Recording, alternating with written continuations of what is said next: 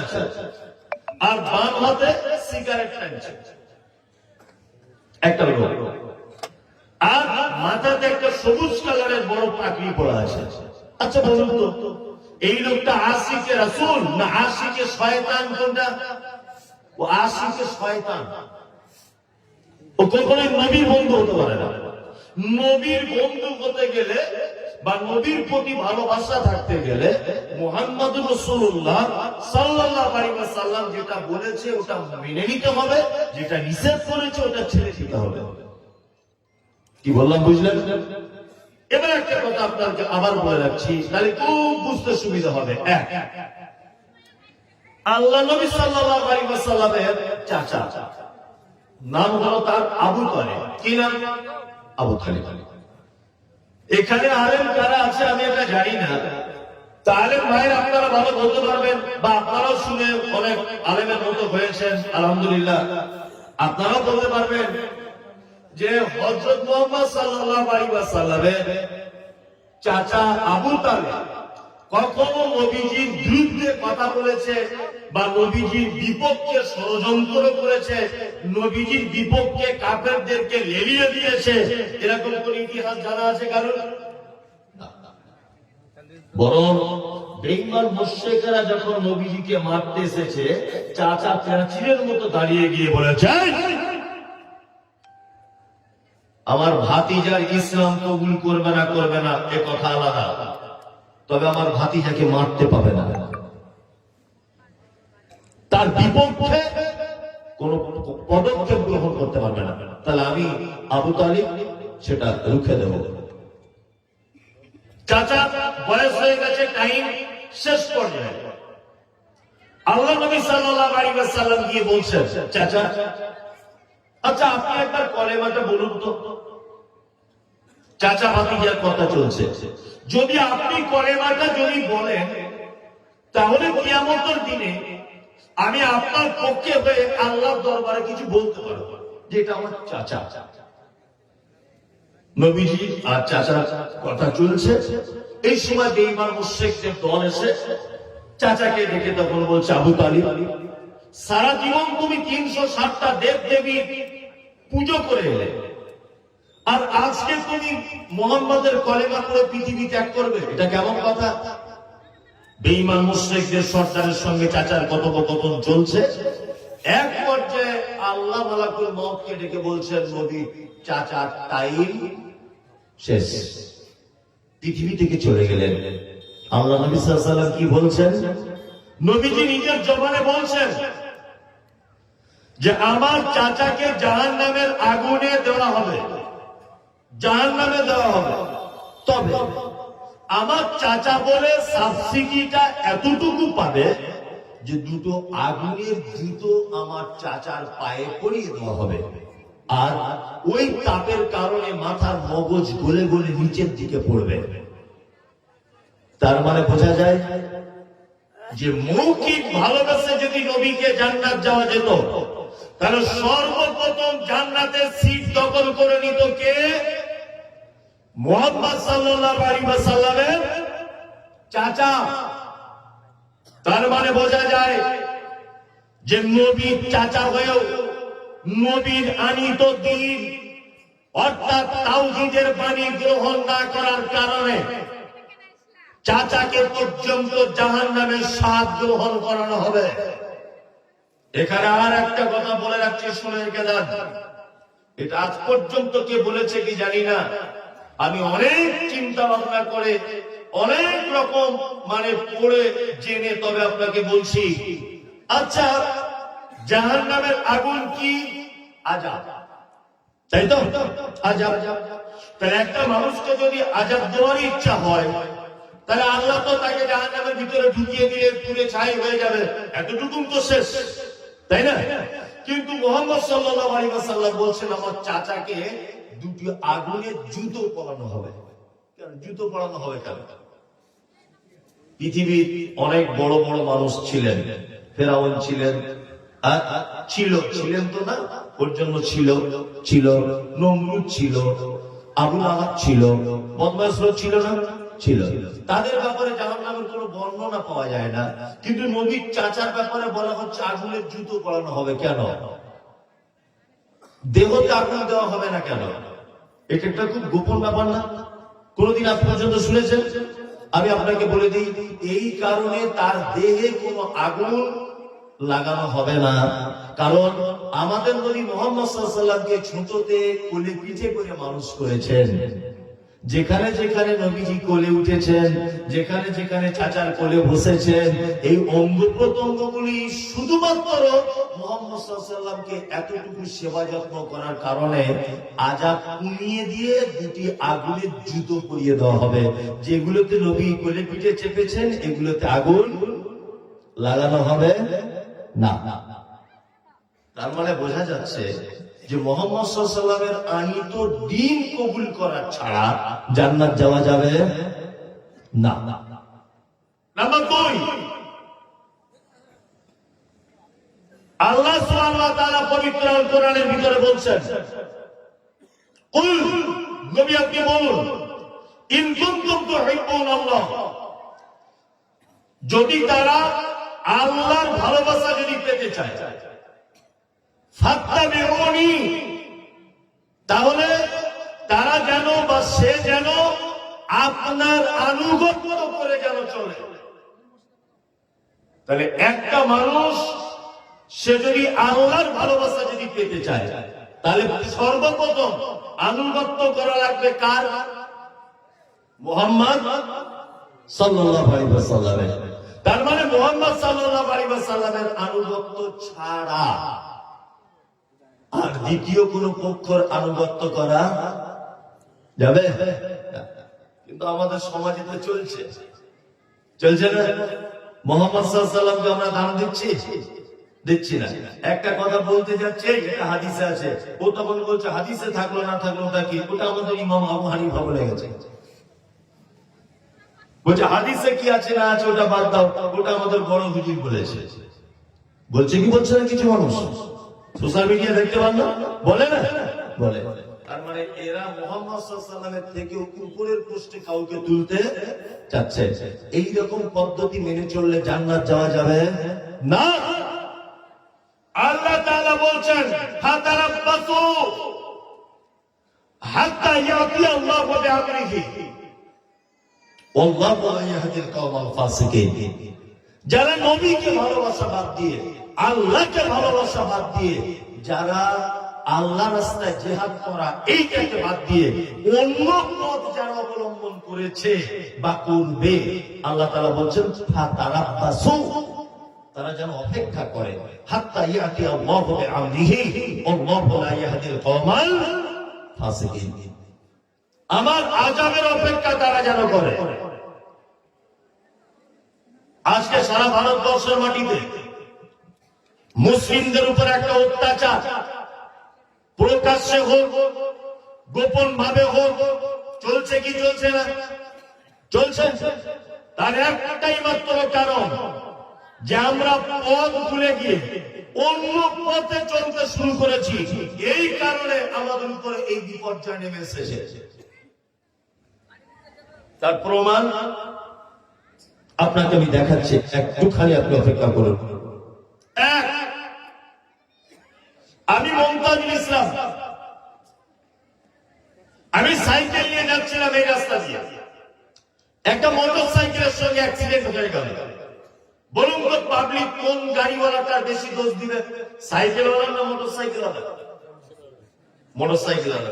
তার মানে ওর দামি গাড়ি স্পিডে চলে, দোষ সাইকেলওয়ালা, কিন্তু তবুও দিবে মোটর সাইকেলওয়ালা। দুই, মোটর সাইকেল নিয়ে আমি যাচ্ছিলাম মেন রোডে, একটা লরির সঙ্গে অ্যাক্সিডেন্ট হয়েছে। বলুন তো লোক দোষ দিবে কোন গাড়িওয়ালা? লরিওয়ালা। কারণ কি বলুন তো, বড় গাড়ি দামি গাড়ি তাই দোষ কিন্তু মোটর সাইকেলওয়ালা। দোষ দেবে কার? লরিওয়ালা। ওই লরিটা বহরমপুর রেল লাইন পার হতে গিয়ে ওই আপনার শতাব্দী এক্সপ্রেস এসে লরিটার সঙ্গে ধাক্কা লেগে গেছে। বলুন তো দোষ হবে কোন গাড়িওয়ালা? কেন আপনার হিসাব অনুযায়ী এতক্ষণ যার গাড়ি বড় তার দোষ হচ্ছিল, এখন কেন এর হয়? হিসাব মতো তো ট্রেনেরই হওয়ার কথা না। ট্রেনের ড্রাইভার দরজা খুলে বলবে, এই বেটা দিয়া দাও, আমি আমার রাস্তায় চলছি, তুই কেন আমার রাস্তাতে এলি বল?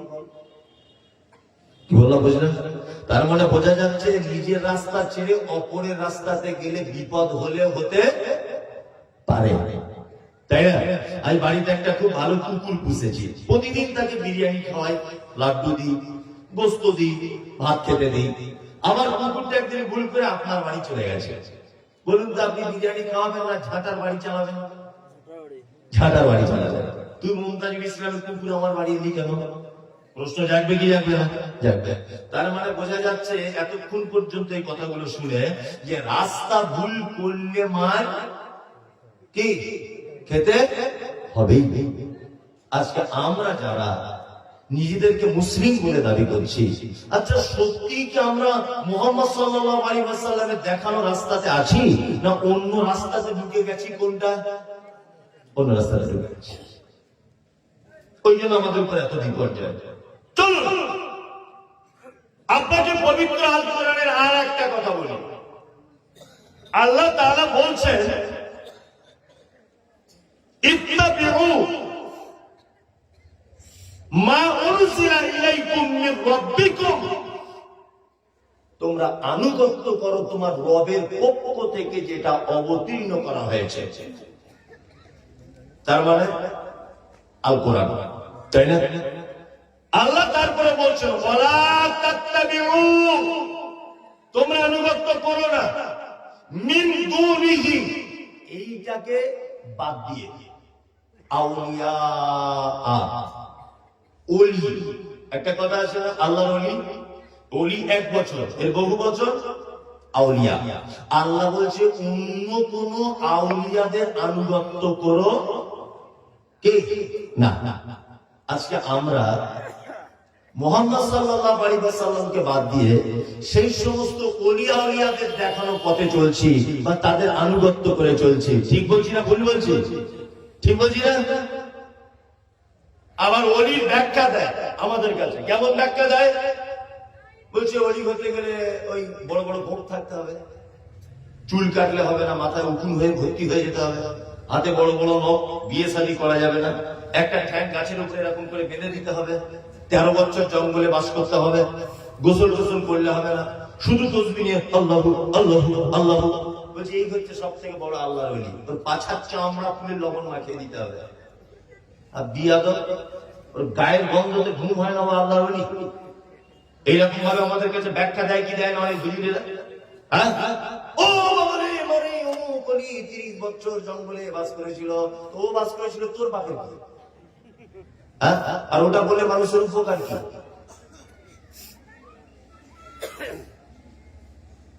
মানুষের যদি চিন্তা ভাবনা করার কথা বলে। আচ্ছা বলুন, ওলি মানে বন্ধু, ওলি মানে অভিভাবক। অভিভাবক কাকে বলে? এত আপনার সকলেই জানে। অভিভাবক মানে কি? অভিভাবক মানে গার্জিয়ান, তাই তো?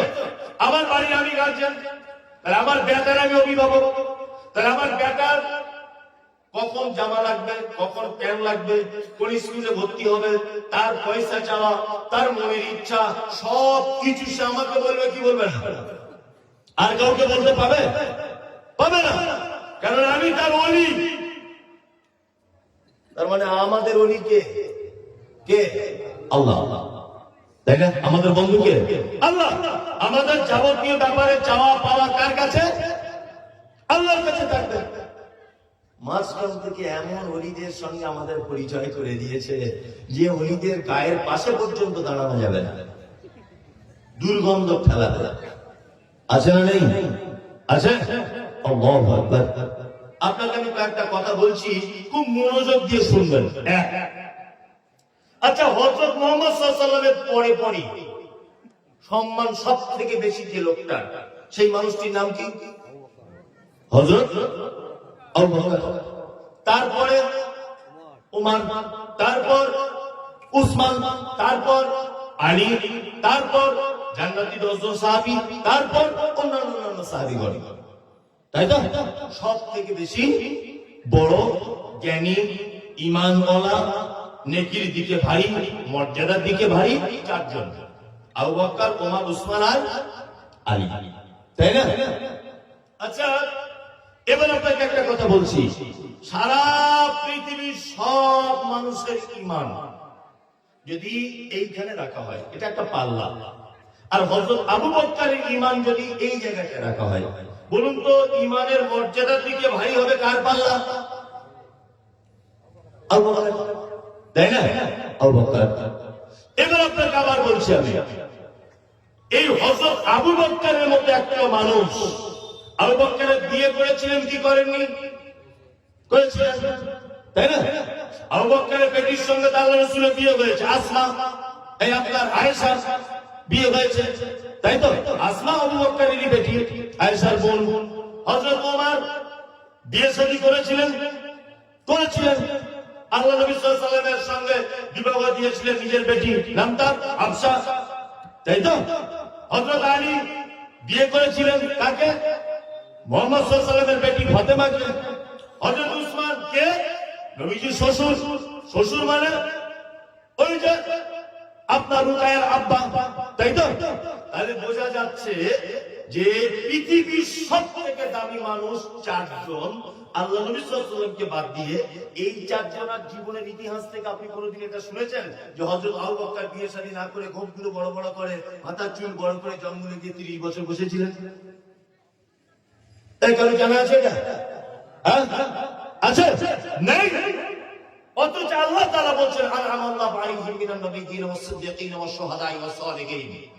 পৃথিবীতে চার কোয়ালিটির মানুষকে আমি আল্লাহ আগে থেকে পুরস্কার দিয়ে দিয়েছি। এক, নবীগণ। দুই, সিদ্দিক অর্থাৎ সাহাবীগণ। তিন, শহীদগণ। চার, সৎকর্মশীলগণ। এদের প্রাইজ আল্লাহ তাআলা ঘোষণা করে দিয়েছেন। কি বললাম বুঝলেন? তাহলে এবার আপনাকে বলছি, আবু বকর, ওমর, উসমান এরা বড় না আমাদের বর্তমানে গাঁজা টানা, বড় বড় দাড়ি, মাথায় উকুনে ভর্তি, পায়খানা করে ভালো করে পরিষ্কার করে না, এই ওলিরা বড়? আবু বকর, ওমর, উসমান বড়। কিন্তু আমাদের বর্তমানে কিছু বক্তা আছে বিশাল বড়, একদম 12 হাত পাগড়ি ঝুলিয়ে, আর সেইরকম বড় পাঞ্জাবি পরে স্টেজে বলছে অমুক আল্লাহর ওলি অমুক দরবারে এই করেছিল, এই বিয়াদব কোথায় গেল? তুমি ওই ওলির কথা বলতে গেলে কারো পৃথিবীর দামি দামি ওলিদের কথা বলো, আবু বকরের ইতিহাস বলো, উমরের ইতিহাস বলো, উসমানের ইতিহাস বলো, আবু বকরের ইতিহাস বলো, আব্দুল্লাহ ইবনে আউফের ইতিহাস বলো, সাদ ইবনে আবি ওয়াক্কাসের ইতিহাস বলো, জাবের ইবনে আব্দুল্লাহর ইতিহাস বলো, হযরত আবু হুরায়রার ইতিহাস বলো। পৃথিবীর এত দামি দামি মানুষ যাদেরকে আল্লাহ জান্নাতে সার্টিফিকেট দিয়েছে, সেই ওলিদেরকে আমাদের পছন্দ হয় না, আমাদের গাঁজাখোর ওলিদের পছন্দ। তাহলে আমাদের উপরে আযাব আসবে না, তার কাদের উপরে আসবে? কি বলছি বুঝতে পারছেন? আমাদের উপরে আল্লাহর আযাব আসবে না তো কাদের উপরে আসবে? আল্লাহ বলেছেন যে ফাতারাব্বাসু, অপেক্ষা করো, হাত্তা ইয়াতি আল্লাহু বিআমরিহি, আমার আযাব আসা পর্যন্ত তোমরা অপেক্ষা করবে। তিনটি জিনিসকে যদি অপমান করে দাও, এক, আল্লাহকে ভালোবাসা বাদ দিয়ে যদি অন্য লাইনে প্রেম প্রীতি করতে যাও, নবীকে ভালোবাসা বাদ দিয়ে যদি অন্য লাইনে যদি প্রেম করতে যাও, আর আমার রাস্তায় জিহাদ করা বাদ দিয়ে অন্য কোন পথ যদি অবলম্বন করো, আল্লাহ বলছে ফাতারাব্বাসু, তোমরা অপেক্ষা করবে। তার মানে বোঝা যাচ্ছে আমাদের উপরে যত বিপদ মুসিবত, এগুলো কিন্তু আমাদের নিজেদেরই কারণে হচ্ছে। চলো এইবার আপনাদেরকে আর একটা কথা বলে দিই, ভালোবাসা কেমন হতে হবে নবীজিকে। মরা মানুষের মতো বসুন। এবার আপনাকে আমি একটা চমৎকার ঘটনা বলছি সহিহ হাদিস থেকে। এই ঘটনাতে যে কত চমৎকার শিক্ষা আছে, আর নবী প্রেমিক কাকে বলে আপনি একটু অবাক হয়ে যাবেন। আচ্ছা, যারা এখানে বসে আছেন, উহুদের যুদ্ধ হয়েছিল কত হিজরিতে কারো জানা আছে? কারো জানা নাই? জানা থাকে? এসব ব্যাপারে জানা থাকবে না তো? কত তারিখে ক্রিকেট বিশ্বকাপ হয়েছিল মনে আছে তো? সবার মনে আছে। আগে বিশ্বকাপ কাদের সঙ্গে খেলেছিল মনে আছে? সব। ও সব মনে থাকে, ও শুধু ধর্মীয় ব্যাপার মনে রাখতে পারে না। কি বললাম বুঝলেন? 3 হিজরিতে। কত হিজরি? 3 হিজরি। এটা মাথার মগজের ভিতরে ঢুকিয়ে দেন। 3 হিজরিতে উহুদের যুদ্ধ হয়েছিল। নবী প্রেমিক কাকে বলে? তো তিনজনা কিন্তু খুব মার খাবে, আর বলে দিলাম চুপচাপ মেরে বস। আমার এক পিছনে লাঠি রাখা আছে। 3 হিজরিতে হয়েছে। এই উহুদের যুদ্ধের আগের দিন আল্লাহ নবী সাল্লাল্লাহু আলাইহি ওয়াসাল্লাম একজন সাহাবীর বিবাহ করিয়েছিলেন। তার নাম হানজালা, বলুন রাদিয়াল্লাহু তাআলা আনহু। আর আল্লাহ নবী সাল্লাল্লাহু আলাইহি ওয়াসাল্লাম বিবাহ করিয়ে এত খুশি হয়েছিলেন যে নিজে হাতে খেজুর বিতরণ করেছিলেন সাহাবীদের ভিতরে। সবাই খাও, আনন্দ করে খাচ্ছেন। হানজালা স্ত্রীর সঙ্গে রাতের বেলা শুয়ে আছেন। কে? হানজালা স্ত্রীর সঙ্গে মিলন করেছে বাসর রাত্রিতে। একদম সহিহ হাদিস এটা। ঠিক মিলন করার পরে গভীর রাত্রিতে আল্লাহ নবী সাল্লাল্লাহু আলাইহি ওয়াসাল্লাম উহুদের যুদ্ধের জন্য ডাক দিলেন। হানজালার কানে চলে এলো যে আল্লাহর নবী উহুদের যুদ্ধের জন্য ডাকছেন। সঙ্গে সঙ্গে বিছানা ত্যাগ করলেন। স্ত্রী বলছে কোথায় যাবে? বলছে আল্লাহ রাসূল ডেকেছেন, 1 মিনিট আর বাড়িতে বসে থাকা যাবে না। চলে গেলেন। যুদ্ধ চলছে, বিশাল বড় ঘটনা যুদ্ধের। এক কথাতে সংক্ষিপ্ত করে দিচ্ছি, মুসলিমরা এই যুদ্ধেতে জয়লাভ করতে পারে নি। 70 জন সাহাবী এই উহুদের ময়দানে শহীদ হয়েছিলেন। 70 জন সাহাবী। তার ভিতরে আল্লাহ নবী সাল্লাল্লাহু আলাইহি ওয়াসাল্লামের আপন চাচা, নাম হলো তার হযরত হামজা রাদিয়াল্লাহু তাআলা আনহু। 2 মুসআব বিন উমাইর। 3 হানজালা রাদিয়াল্লাহু তাআলা আনহু। আল্লাহ নবী সাল্লাল্লাহু আলাইহি ওয়াসাল্লাম বলছেন, মন খারাপ, চাচা মারা গেছে। জওয়ান সাহাবী মুসআব বিন উমাইর মারা গেছে। জওয়ান সাহাবী 70 জন শহীদ হয়েছে। আমি নিজে 70 জনের কবর চোখে দেখে এসেছি। উহুদের পাহাড়ের পাশে ফাঁকা আসমানের তলাতে তাদের কবর দেওয়া আছে। কারুর কবরে চাদর নাই, কারুর কবরে পাথর নাই, কারুর কবরে চিহ্নিত করা নাই, শুধুমাত্র পাঁচিল দিয়ে ঘেরা আছে কবরগুলি। 70 জন সাহাবী শুয়ে আছে। আল্লাহ নবী সাল্লাল্লাহু আলাইহি ওয়াসাল্লাম সাহাবীদেরকে বললেন, লাশগুলোকে এক জায়গায় করো। লাশগুলো এক জায়গায় খুঁজে খুঁজে খুঁজে খুঁজে যখন জমা করা হলো, তখন দেখা যাচ্ছে 68টা লাশ পাওয়া গেছে। 2টো লাশ খুঁজে পাওয়া যাচ্ছে না। কে? এক, নবীর আপন চাচা, নাম তার হামজা। 2 নম্বর তার নাম হানজালা। আল্লাহ নবী সাল্লাল্লাহু আলাইহি ওয়াসাল্লাম যুদ্ধের ময়দানে ফাঁকা জায়গাতে দাঁড়িয়ে অঝরে কাঁদছেন। এতজন সাহাবী চলে গেলেন। এই মুহূর্তে একজন পর্দাশীল মহিলা যুদ্ধের ময়দানে চলে এসেছে।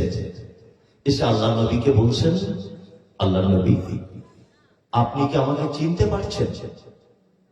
আল্লাহ রাসূল বলছেন, না, আমি তোমায় চিনতে পারছি না। তুমি কে? বলছে, আল্লাহ রাসূল, গতকাল বিকেল বেলাতে আপনি যার বিবাহ করিয়েছিলেন হানজালা, আমি হানজালার স্ত্রী বলছি। এই দেখুন, এই দেখুন। হাতটা খুলে হানজালার স্ত্রী হাতের মেহেন্দিটা দেখিয়ে বলছেন, আল্লাহ রাসূল, এখনো মেহেন্দি কাঁচা আছে, মেহেন্দি শুকিয়ে যায়নি। আল্লাহ রাসূল এই কথা শোনার পরে আরো জোরে কেঁদে উঠলেন। মহিলা তখন বলছেন, আল্লাহ রাসূল, আমার স্বামী বেঁচে আছে না মারা গেছে, এইটা আমি আপনার কাছে জিজ্ঞাসা করতে আসিনি। আমি শুধু এতটুকু কথা আপনাকে বলতে এসেছি, আপনি তো বলেছেন যে যুদ্ধের ময়দানে যারা শহীদ হয় রক্ত মাখা অবস্থায় ওই পোশাক পরিয়েই তাদেরকে কবরস্থ করা হয়। জি, কি বললাম বুঝলেন? কবরস্থ করা হয় ওই পোশাক পরিয়ে। তার আল্লাহ রাসূল, আমি আপনাকে ছোট্ট একটা কথা বলতে এসেছি। আমার স্বামী হানজালা রাতের বেলা আমার সঙ্গে শারীরিক সম্পর্ক করেছিল, মিলন করেছিল। আপনার প্রতি তার এত ভালোবাসা যে আপনি যখন গভীর রাত্রে যুদ্ধের ডাক দিয়েছেন, আমার স্বামী বিছানা ছেড়ে তাড়াতাড়ি করে আপনার ডাকে সাড়া দিয়ে চলে এসেছেন। আল্লাহ রাসূল, আমার স্বামী হানজালা নাপাক অবস্থাতে আছে, দয়া করে আপনি তাকে একটু গোসল করিয়ে দেবেন। আল্লাহ নবী সাল্লাল্লাহু আলাইহি ওয়াসাল্লাম কাঁদছেন, সাহাবীদেরকে বলছেন আর একবার খোঁজো। হানজালাকে খুঁজতে যাওয়া হলো, খুঁজে পাওয়া যায় না। এই মুহূর্তে জিবরিল আমিন চলে এলেন, আল্লাহ নবীকে ডেকে বলছেন, মুহাম্মদ সাল্লাল্লাহু আলাইহি ওয়াসাল্লাম, আপনি টেনশন করছেন কেন? হানজালার জন্য টেনশন করছেন, লাশ খুঁজে পাওয়া যাচ্ছে না বলে? আপনি টেনশন করবেন না। আসলে ঘটনা এটা যে হানজালা শহীদে, আর হানজালার এই ময়দানে যে শহীদ হয়ে যাওয়া, এটা আল্লাহ এত খুশি হয়েছে যে আল্লাহ তৃতীয় আসমানে ডিউটিরত ফেরেশতাদেরকে দিয়ে হানজালার লাশ তৃতীয় আসমানে তুলে নিয়ে জমজমের পানিতে গোসল করিয়ে কাফন পরিয়ে ওই দেখুন আপনার সাহাবীদের কাঁধে করে নিয়ে আসছে। আল্লাহ নবী সাল্লাল্লাহু আলাইহি ওয়াসাল্লাম দূর থেকে দেখছেন দুজন সাহাবী লাশ কাঁধে করে নিয়ে আসছে, মাথার দিক দিয়ে টপ টপ টপ টপ করে পানিগুলো ঝরে ঝরে পড়ছে। তখন আল্লাহ রাসূল বলছেন, দেখো মহিলা, মহিলা দেখো, মহিলা দেখো, তোমার স্বামী কত ভাগ্যবান স্বামী যে তোমার স্বামীর গোসল হয়েছে আসমানের উপরে ফেরেশতাদের মারফতে। আল্লাহু আকবার। এর নাম নবী প্রেমী। এর নাম কি? নবী প্রেমী। সাহাবীদের চরিত্র কেমন? অকলু সামি'না ওয়া তা'না, আল্লাহ রাসূল যেটা বলতেন সঙ্গে সঙ্গে সেটাকে মেনে নিতেন। রাসূল যেটা ছাড়তে বলতেন তাড়াতাড়ি করে সাহাবায়ে কেরামগণ ছেড়ে দিতেন। এর নাম হচ্ছে প্রেম, এর নাম হচ্ছে ভালোবাসা। চলুন আপনাদেরকে প্রেম ভালোবাসার আনুগত্য করার আগে প্রেম ভালোবাসার ব্যাপারে দুটো হাদিস আপনাদেরকে আমল করার জন্য বলে দিই, ইনশাআল্লাহ আমল করব। যারা নবীকে ভালোবাসেন, আমি কয়েকটা নবীর হাদিস বলছি, আমল করবো ইনশাআল্লাহ, ইনশাআল্লাহ। আর আল্লাহ নবী কয়টা জিনিস নিষেধ করেছেন এটা বলে দেবো, ইনশাআল্লাহ মেনে নিব।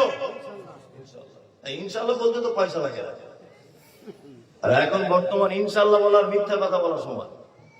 যিনি বলছেন কেন প্রত্যেক জলসাতে ইনশাআল্লাহ বলে বলে আজকে 60 বছর বয়স হয়ে যাবে না, ঠিক বলছি না? কটা মেনেছে? আমার আগেও যে বিলাল ভাই বক্তব্য দিচ্ছিল তখন ইনশাআল্লাহ বলেছেন।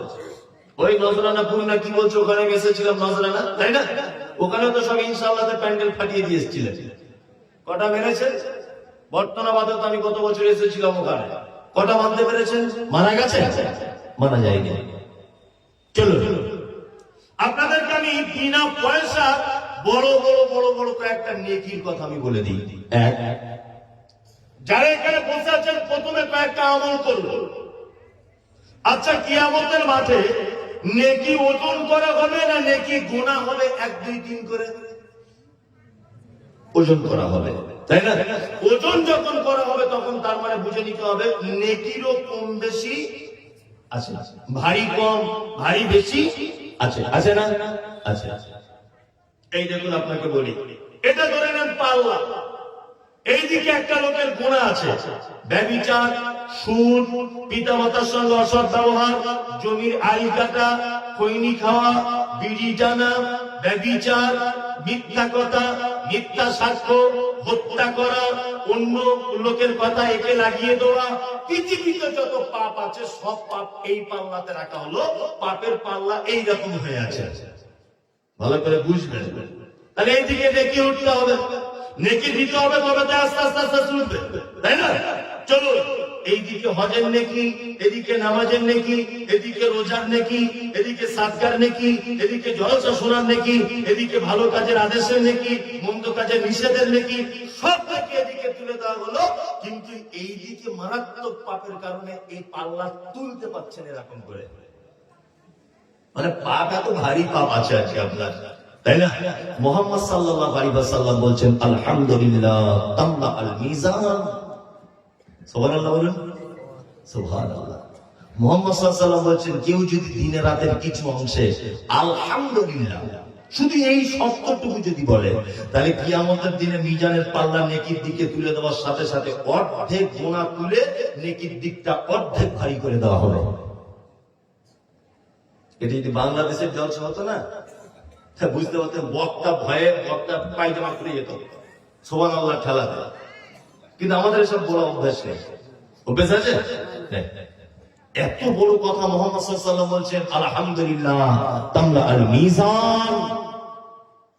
তুমি যদি দিনের রাত্রে কিছু অংশে আলহামদুলিল্লাহটা যদি বলো, তাহলে মিজানের পাল্লার অর্ধেক দিকটা কি করা হবে?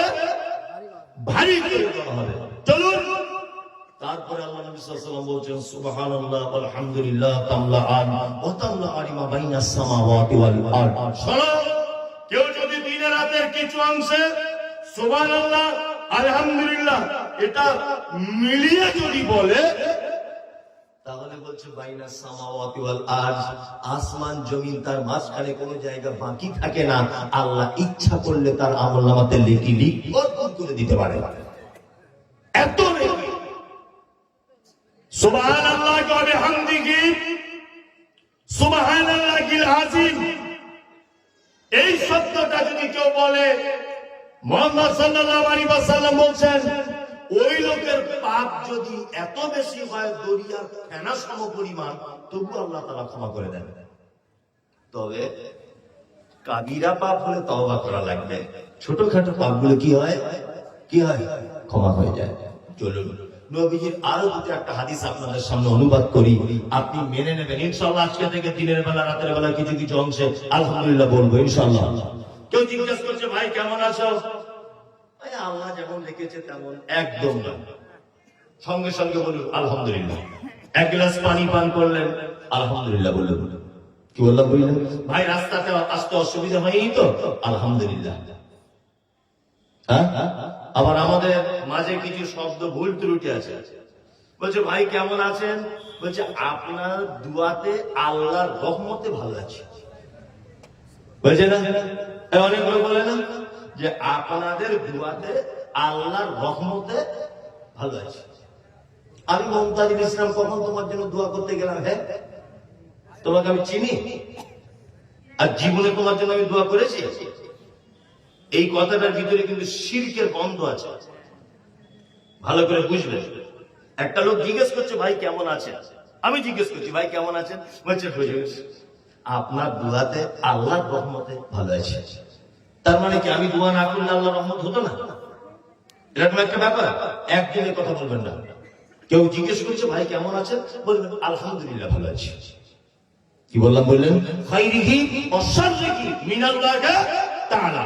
ভালো মন্দ যে অবস্থাতে আপনি থাকেন, প্রশংসা কার? আল্লাহ। সঙ্গে সঙ্গে আল্লাহর প্রশংসা করবেন।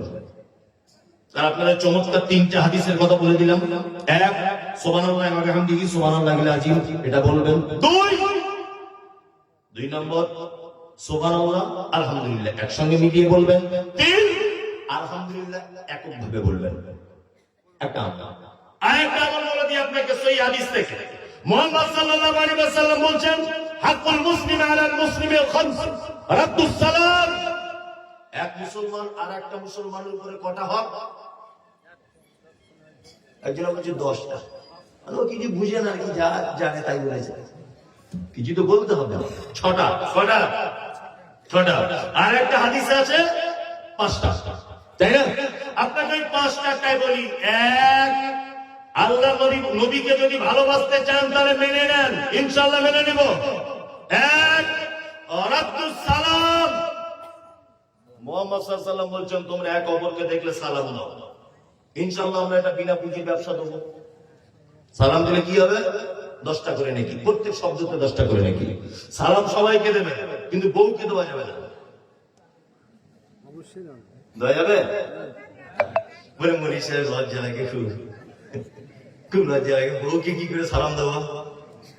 ও একবারই সে গলা ধরে জড়িয়ে ধরে শুয়ে থাকতে তখন লজ্জা করে না, এক বাথরুমে গোসল করতে লজ্জা করে না, এক থালাতে ভাত খেতে লজ্জা করে না, এর আঁটু ও খাচ্ছে তখন লজ্জা করে না, আর বউকে সালাম দিতে তোমার লজ্জা। তুমি তো লজ্জার মহাসাগর দেখতে পাচ্ছ। বলছি মনি সাহেব সব ভালো, বউকে সালাম দিতে পারি না। শুনুন একটা কথা বলি, আমাদের পারিবারিক অশান্তি হয় না ভাই সংসার? আমি যতই প্রধান কর্তা হই আমারও হয়, শুধু আমার হয় না, আমাদের আরো খাতারনাক হয়। হয়তো গাড়িতে কখনো ঘুমিয়ে আছি, ফোন করছে, 10 বার ফোন করেছে, ধরতে পারেনি, 11 বারের মাথাতে ধরেছি। তো সাংঘাতিক অ্যাকশন, সাংঘাতিক। কি করো কি, শুধু তো চর্চা করো, ফোনটাও ধরতে পারো না। মানে আধ ঘন্টা এখন রাগ হয়ে গেল, কথা বলবো না, আবার একটু পরে আরো কোনো মিষ্টি কথা বলে ভোলাতে হয়, ভালোবাসা দিয়ে। আপনারা আমার সবার পরিবারই হয় না? সবার হয়। এইগুলো আর হবে না কোনোদিন। আপনাকে একটা গোপন টিপস বলে দিচ্ছি, মায়েরা যারা আছেন আপনারাও টিপসটা ব্যবহার করুন, আর পুরুষরা যারা আছেন আপনারাও টিপসটা ব্যবহার করুন। আচ্ছা বলুন, আসসালামু আলাইকুম বাংলা মানে কি? আল্লাহ তুমি তার উপরে শান্তি বর্ষণ করো, তাই না? আর উত্তরে সে কি বলবে? ওয়া আলাইকুমুস সালাম, আল্লাহ তোমার উপরে শান্তি বর্ষণ করুক, তাই তো? যাদের স্বামী স্ত্রী অশান্তি চলছে, ধরে নেন আজকে 10 দিন 12 দিন, খুঁটিনাটি ওই তেল নেই, আদা নেই, রসুন নেই, পেঁয়াজ নেই, ব্লাউজ জানেনি, সায়া নেই, এটা ওটা করে ঝামেলা হচ্ছে, তাই তো? আপনি টার্গেট করুন, একদিনে আপনার স্ত্রীকে 10 বার বলুন আসসালামু আলাইকুম। যদি আল্লাহর দরবারে একবার যদি কবুল হয়ে যায়, সালাম আলাইকুম মানে, আসসালামু আলাইকুম মানে তোমার উপরে শান্তি বর্ষণ হোক। আর ও কি বলবে স্বামীকে? তোমার উপরে হোক। এখন দুজন দুজনের জন্য যদি শান্তি কামনা করে, আর মাঝখানে একবার যদি কবুল হয়ে যায়, তাহলে অশান্তি থেকে বাঁচা যাবে কি যাবে না? যাবে। এটা একটা ভালো পদ্ধতি, খুব ভালো টিপস। বউকে দেখে সালাম দিবেন, কাউকে দেন আর না দেন, লজ্জা করে লাভ নেই, অন্তত চোখ বন্ধ। আবার এখন দিলেও বিপদ, সালাম দিলেও বলতে বুড়ো বয়সে থেকে ঢং করো না দেখি,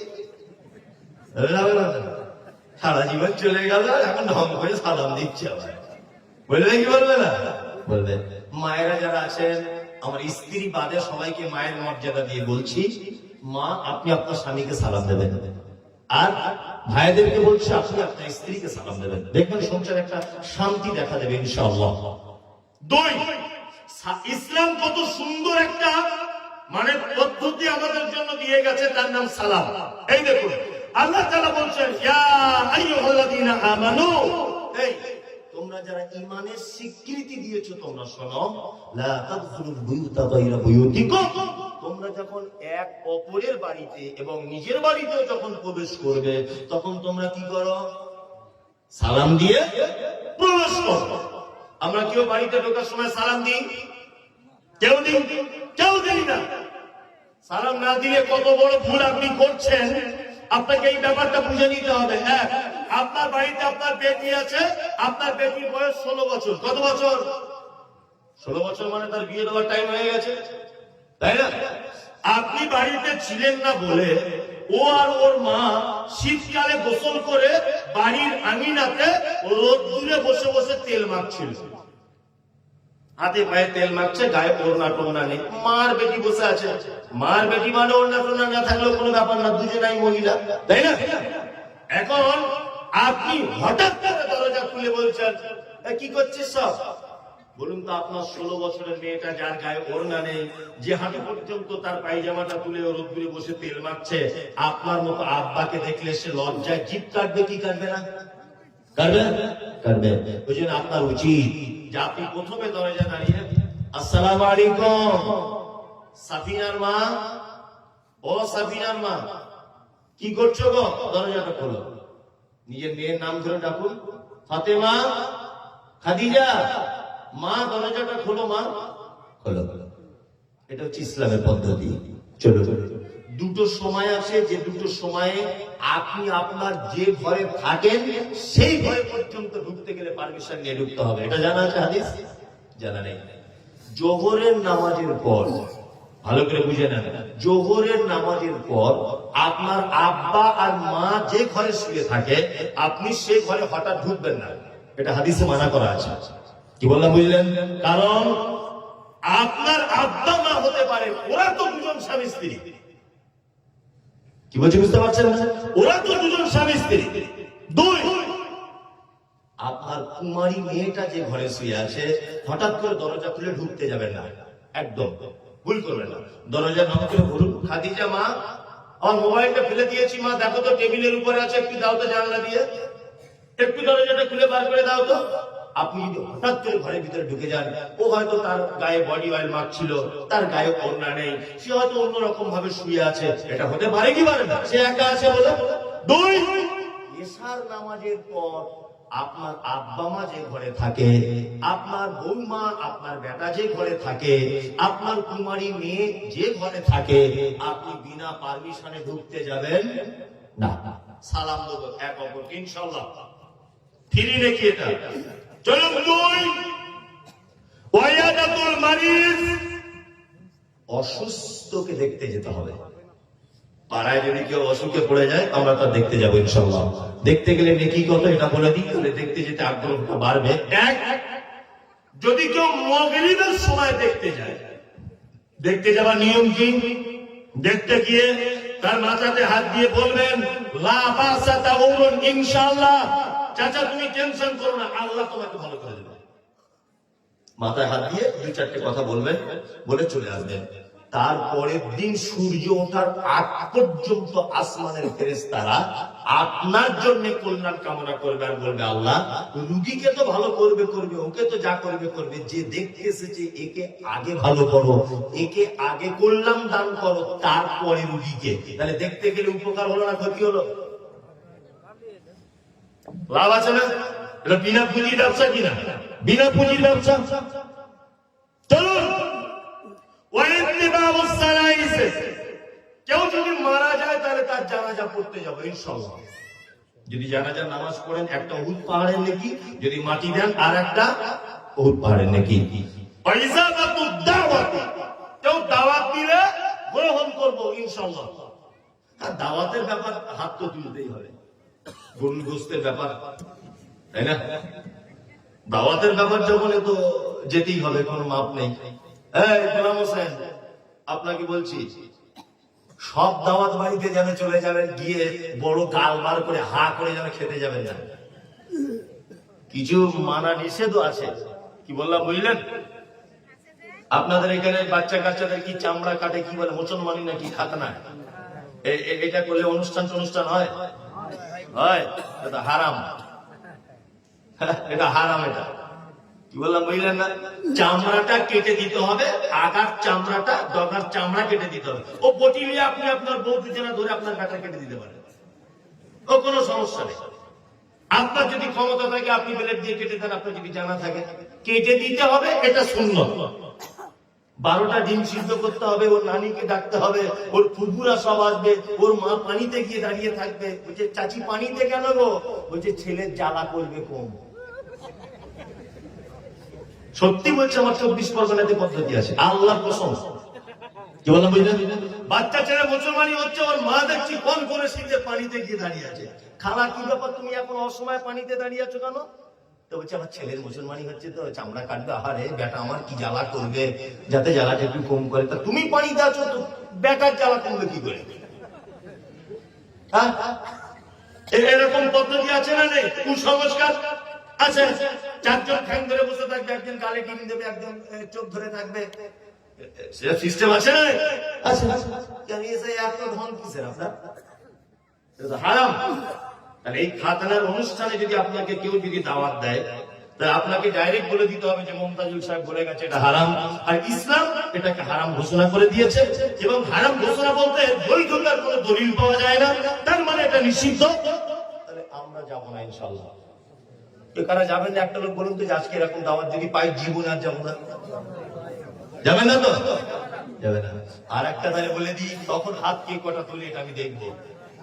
বলে দিই। 2, আপনাদের এখানে এরকম প্রথা আছে যে ছেলে মেয়ের বিয়ে হওয়ার সময় মেয়ের বাপের বাড়িতে গিয়ে দিন টাইম ঠিক করে, কি বলে?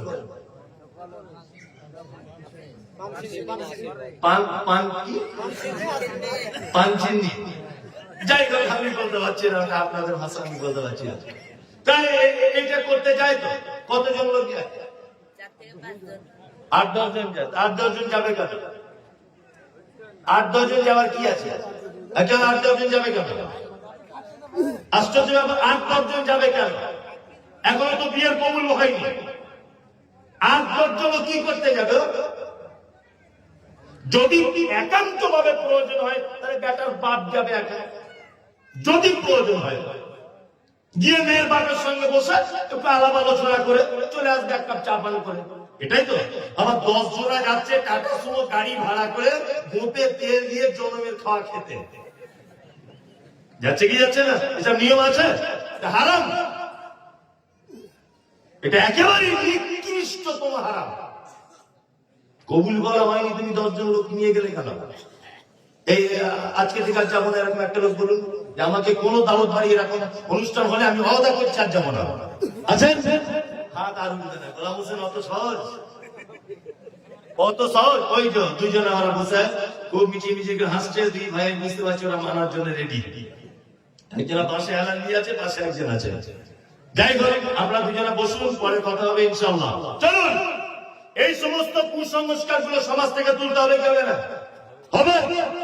আর একটা বলে দিই, আপনাদের এখানে বিয়ে শাদী হলে টাকা পয়সার কোনো সিস্টেম নেই তো? হ্যাঁ, বাবা এখন মেয়ে জন্য খুব মজা নিচ্ছে আর কি। বলছে এবার আমাদের দলের মৌলবি এনেছে, মনে মনে ভাবছে এবার আমাদের দলের মৌলবি এনেছে, তাই না? এই কি আশ্চর্য ঘটনা! এত বড় বড় দাড়ি, কি বললাম বললেন?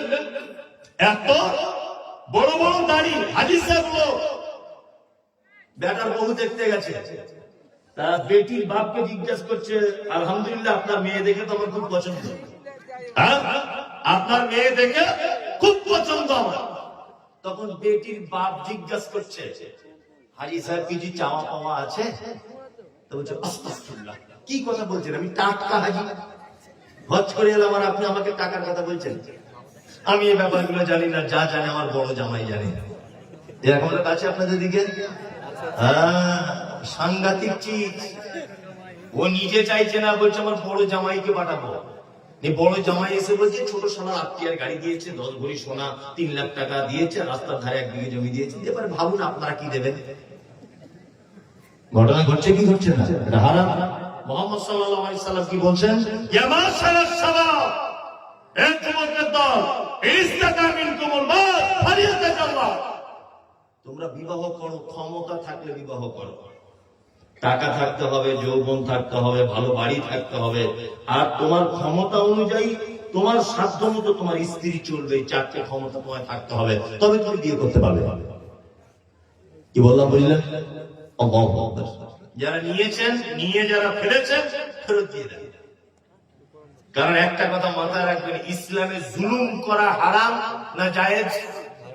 হারাম, তাই না? আপনি যে মেয়ের বাপের কাছে 50,000 টাকা নিলেন, এটা একটা গরিব মানুষের প্রতি জুলুম করা হয়েছে কি হয়নি? হয়েছে। জুলুম করে আপনি করেছেন, জুলুম হারাম। আপনি তার টাকা ফেরত দিয়ে দেন। আপনাকে যদি এরকম কোন অনুষ্ঠান বাড়িতে বলে, আর আপনি যদি ডাইরেক্ট বুঝতে পারেন যে এরা অনেক কন্ট্রোল নিয়েছে, আপনি নিজেকে আটকে রাখবেন যে না, আমি ভাই তোদের দাওয়াতে যাবো না, তোরা টাকা পয়সা নিয়েছিস, এটা ইসলাম সমর্থন করে না, এটা বলতে পারবো না। সবাই তো আমরা আসামি, আমি আপনি সবাই আসামি, তার মানে এটা মানা খুব কঠিন। চলুন আর একটা দাওয়াত বাড়ি বলি। আল্লাহ নবী সাল্লাল্লাহু আলাইহি ওয়াসাল্লাম বলছেন যে 3টে কারণে বাড়িতে আল্লাহর রহমতের ফেরেশতা প্রবেশ করে না। এক, যে বাড়িতে বাদ্যযন্ত্র বাজে, অর্থাৎ এই ডিজে দিয়েতে বাড়িতে অনুষ্ঠানে গান টান হয় না, হয়, এই বাড়িতে ফেরেশতা, রহমতের ফেরেশতা প্রবেশ করে না। 2, যে বাড়িতে না পাখি থাকে সেই বাড়িতে। 3, যে বাড়িতে ছবি মূর্তি টাঙানো থাকে, এইসব বাড়িতে আল্লাহ রহমতের ফেরেশতা প্রবেশ করে না। যেখানে আল্লাহ ফেরেশতাদেরকে ঢুকতে দেয় না, সেখানে আপনি মানুষ হিসাবে ঢুকবেন কি করে? একটা প্রশ্ন জাগে না? জাগে। চলুন তারপরে আল্লাহ নবী সাল্লাল্লাহু আলাইহি ওয়াসাল্লাম বলছেন তাশমিতুল আতিশ, হাঁচি হলে কি বলতে হয়? কারো হাঁচি হলে কি বলে? আলহামদুলিল্লাহ। ওটা যে শুনবেন, ইয়ারহামুকাল্লাহ, ওটা যে শুনবেন, ইয়াহদিকুমুল্লাহ ওয়া আসলিহু বালাকুম। আচ্ছা, আজকে আমি যে বক্তব্যটা দিচ্ছি, অনেক কিছু শেখা হচ্ছে না, অনেক কিছু জানা হচ্ছে না, অনেক কিছু জানা হচ্ছে। আমি এইটা বক্তব্যটা দিচ্ছি এই কারণে যে আজকের পরিবেশটা খুব সুন্দর, অন্যান্য জায়গায় জলসা হয় কিচির মিচির, এটা ওটা, ওই মেলা, এটা ওটা, অনেক কিছু ব্যাপার। কিন্তু আজকে খুব একটা নিস্তব্ধ মতো পরিবেশ পেলাম, ওই জন্য অনেক কথা বলার জন্য চেষ্টা করছি, যাতে ছোটখাটো জিনিস আপনার জানা হয়ে যায়। কি বললাম বুঝলেন? চলুন তাহলে মুহাম্মদ সাল্লাল্লাহু আলাইহি ওয়াসাল্লামের মান্যতা দেওয়ার জন্য আপনাকে এদিকে 5টা কথা বলে দিলাম। 1, সালাম দেব সবাই। 2, জানাজার সালাত আদায় করব। 3, অসুস্থকে দেখতে যাব। 4 হচ্ছে বৈধ দাওয়াত কবুল করব। 5, হাঁচি হলে উত্তর দেব। এবার আল্লাহ নবী সাল্লাল্লাহু আলাইহি ওয়াসাল্লাম কটা জিনিস নিষেধ করছেন, আমরা এটা মানতে পারি কি একটু দেখি, ইনশাআল্লাহ মানার চেষ্টা করব। 1, আল্লাহ নবী সাল্লাল্লাহু আলাইহি ওয়াসাল্লাম বলছেন, মান কানা ইউমিনু বিল্লাহি ওয়াল ইয়াউমিল আখির ফালিকুরিম যাইফাহু। ও লোক আল্লাহকে বিশ্বাস করে না, ও কিয়ামতকে বিশ্বাস করে না, কে সে? ফালিকুরিম যাইফাহু, যে তার মেহমানের সঙ্গে অসৎ ব্যবহার করে। এর বিপরীত দিক, মেহমানের সঙ্গে সর্বক্ষণ সৎ ব্যবহার করতে হবে। কি বললাম বুঝলেন? মসজিদে একটা অন্ধ লোক এসেছে জুম্মার দিনে, এসে অজুখানাতে অজু করতে করতে অজুর ট্যাপটা খুলে দিয়ে ভিতরে চলে গেছে। ভালো করে বুঝবেন, আপনি মসজিদে ঢুকে দেখছেন পানিটা হর হর হর হর করে পড়ছে, আপনি চিল্লে গিয়ে বলছেন, কে অজুখানাটা খুলে দিলে এরকম করে? সে কি চোখে দেখতে পারে না? এত মেজাজ দিয়ে বলেন কেন? একটু নরম ভাষাতে বলুন। আর বলারই বা কি প্রয়োজন?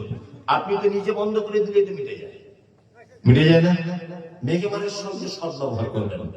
2, আল্লাহ নবী সাল্লাল্লাহু আলাইহি ওয়াসাল্লাম তিনি বলছেন, মান কানা ইউমিনু বিল্লাহি ওয়াল ইয়াউমিল আখির ফালিউজি জালাহু।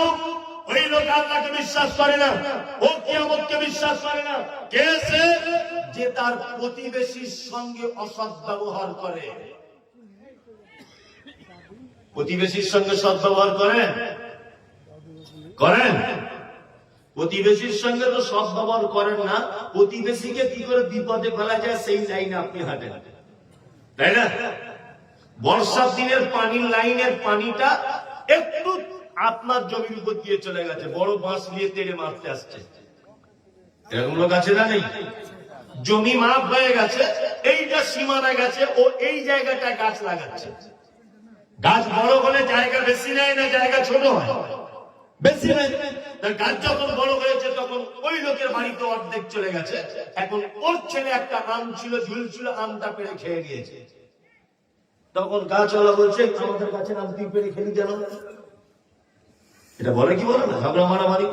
আমি মমতাজুল ইসলাম বলছি, তোমার জায়গাতে যতটা আমের ডাল আছে আর ওই ডালে যতটা আম হয়েছে তুমি সব পেরে আচার করে খেয়ে নাও, কোনো পাপ নেই, কোনো পাপ নেই। কি বললাম বুঝলেন? ও গাছ লাগাবার সময় হুঁশ হয়নি, কোথায় গাছটা লাগাচ্ছে আমি।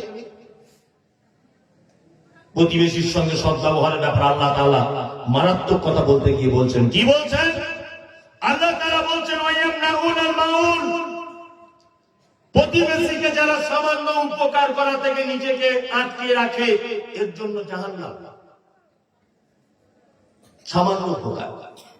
আমার বাড়িতে কল নেই, আপনার বাড়ির কলে আমার বউ পানি আনতে গেছে, 2 দিন পর পর আমাদের কলটা খারাপ হয়ে গেছে বলে আপনার স্ত্রী তখন মিষ্টি করে বলছে, ভাবি তোমাকে একটা কথা বলবো। তাহলে কি বলো? বলছে, আমাদের কলে বেশি ঘন ঘন এসো না, কলটা খারাপ হয়ে যেতে পারে। তোমাদের বাড়ির 20 জন কল ধরে রাখুন এরকম করছে, তখন খারাপ হয় না, আর আমার বউ একদিন পানি আনতে গেছে, কল খারাপ হয়ে যাবে? মানে তোমার ভিতর বদমাইশি ভরা আছে। সাইকেল যে হাওয়া দেয় ওটার নাম কি? পাম্পার। সাইকেল নিয়ে যাচ্ছি, পাম্পার হাওয়া নেই চাকাতে, তা আপনার পাম্পার আছে, তাই গিয়ে বলছি, ও খলিল ভাই, খলিল ভাই একটু পাম্পারটা দাও না ভাই, হাওয়া দিই। খলিলের বউ তখন বলছে, বলো অসার খারাপ হয়ে গেছে। বলে দাও অসার খারাপ হয়ে গেছে, দিও না, 5 জনকে দিলে খারাপ হয়ে যাবে, এত টাকা দামের জিনিস। বলে কি বলে না? বলে কেন? কেন এটা?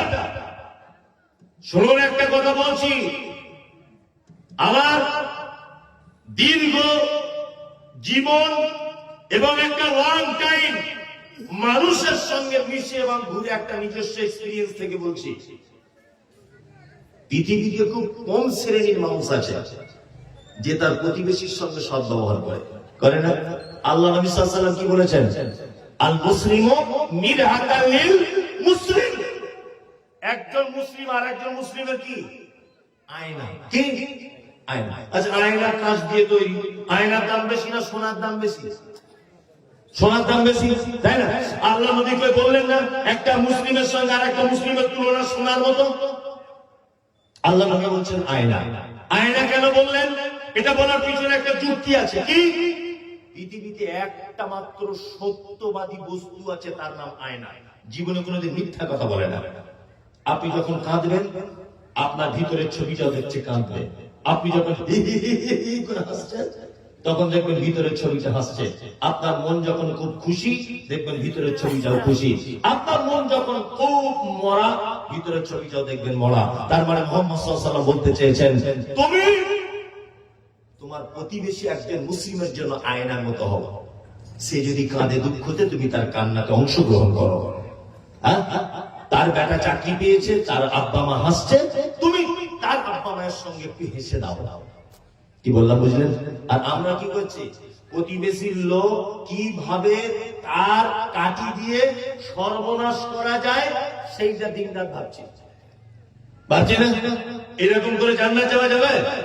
যাবে বলুন? যাবে না। অপরের ক্ষতি চাইলে ক্ষতি রিটার্ন আসে কার কাছে? নিজের কাছে। আমি একটা ঘটনা গল্প সব জায়গাতে বলি, আজকে আপনাদেরকে শোনাচ্ছি। দেখুন প্রতিবেশীর ব্যাপারটা কত কঠিন। একটা লোক, তারা দুই ভাই, বুঝলেন? তা দুজনে বাড়িতে দুধ খাওয়ার জন্য দুটো গাই গরু পুষেছে, দুটো। তার বড় ভাইয়ের গরুটার খুব ভালো দুধ হয়, 10 কেজি 12 কেজি করে। আর ছোট ভাইয়ের গরুটার দুধ হয় 3 কেজি 3.5 কেজি করে। মেয়েদের মন দেখবেন খুব হিংসায় ভর্তি এবং বিষে ভর্তি ওদের মন। তার একটা নমুনা পাবেন, বাড়িতে যখন মুরগিকে খেতে দেয় ডান হাতে চাউল বা গম নিয়ে, নিজের মুরগিকে খেতে দিচ্ছে ডান হাতে, আর বাম দিকে দেখবেন হাতে একটা ঝাঁটা নিয়ে দাঁড়িয়ে আছে। তার মানে অন্য কারো মুরগি ঢুকে যদি যায় ওর দলে, তার কলিজা খাড়া করে দিবে। এটা ওদের চরিত্র। চরিত্র না? ওদের মন খুবই হিংসা। ছোট ভাইয়ের বউটাও স্বামীকে বলছে তুমি কেমন নামাজ পড়ো, একটু দোয়া করতে পারছো না যাতে তোমার বড় ভাইয়ের গরুটা মরে যায়? মরে যাবে কেন? 12-13 কেজি করে দুধ হয়। এই কারণে ওই ছোট ভাইয়ের বউ বলছে একটু দোয়া করো আল্লাহর কাছে, কারণ দোয়ারা যখন দুধ নিতে আসে তখন আমার হিংসায় জ্বলে ওঠে দুধটা। আমাদের 3 কেজি হয়, ওদের 11 কেজি হয়। তুমি দোয়া করো যাতে ওদের গরুটা মরে যায়। পাশাপাশি গোয়াল ঘরে দুটো গরু থাকে, আর একই গোয়ালা দুটো দুধ কিনতে আসে। তার লোকটা বইয়ের কথা শুনে দোয়া করছে, রব্বানা আতিনা, আল্লাহ আমার বড় ভাইয়ের গরুটা মেরে দাও না, খুব দোয়া করছে। আচ্ছা বলুন তো, সব দোয়া কবুল হয়? একটা 95 বছরের মেয়ে যদি দোয়া করে রব্বি হাবলি মিনাস সালিহিন, আল্লাহ আমাকে একটা ভালো সন্তান দান করো, 95 বছরের মেয়ে আর পেটে সন্তান ধারণ করতে পারে? এই দোয়া কবুল হবে কি করে? একজন ডাক্তার দান করেছে 5000, তো বক্তা দোয়া করছে আল্লাহ ডাক্তারের ব্যবসাতে বরকত দাও। ব্যবসায় বরকত দাও মানে সব লোক রুগী হয়ে যাবে, সব লোক অসুস্থ হয়ে যাবে, তাই তো?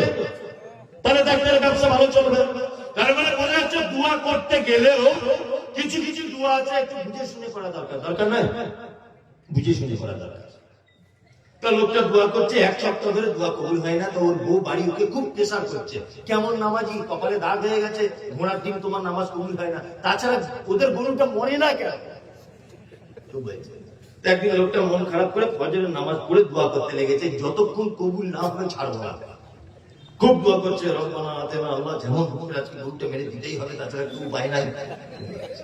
এখন দোয়া করছে, আর পিছন দিক দিয়ে ওর বেটি এসে বলছে আব্বা, বলছে কি? বলছে গরু মরে গেছে। আর লোকটা তখন ভাবছে যে তাহলে দোয়াতে কাজ হয়েছে। এখন লোকটা খুব ভালো হাসতে হাসতে মিশকে মিশকে বাড়ি যাচ্ছে, বউয়ের কাছে ভালো স্বামী হবে, দোয়া কবুল হয়ে গেছে মানে কি পাক্কা নামাজি। ওর বউ গিয়ে দেখছে গোয়াল ঘরের সাইডে মুড়ো ঝাঁটা নিয়ে দাঁড়িয়ে আছে। তো বলছে কি ব্যাপার, আজকে খুশির দিন তুমি ঝাঁটা নিয়ে দাঁড়িয়ে আছো কেন? বলছে তুমি কেমন দোয়া করেছো? হ্যাঁ, আমাদের গরুটাই মারা গেছে।